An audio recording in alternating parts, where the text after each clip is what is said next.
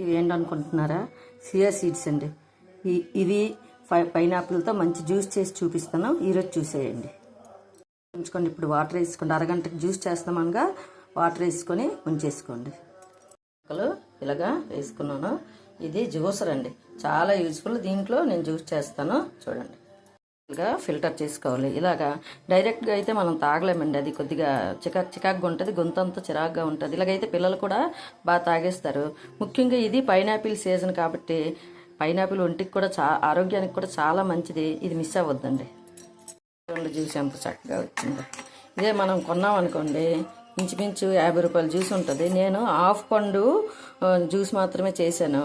Sugar బెల్లం వేయకుండా నేను కొద్దిగా తేనె వేసుకుంటున్నాను. తేనె అందుబాటులో లేని వాళ్ళు బెల్లం వేసుకోండి. షుగర్ కన్నా బెల్లము కొద్దిగా బెటర్ కాబట్టి బెల్లం వేసుకోండి.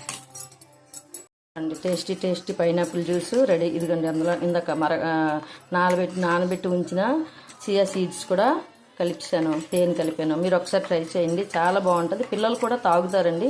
ఈ సీజన్లోనే మనకు అవకాశం ఉంటుంది, ఎందుకంటే ఇప్పుడు పైనాపిల్ సీజన్ కాబట్టి. లాస్ట్లో తాగడానికి స్కూల్కి పట్టుకెళ్ళడానికి రెడీ చేసుకున్నాను. డ్రింక్ ఎలా ఉందో మీరే చెప్పండి.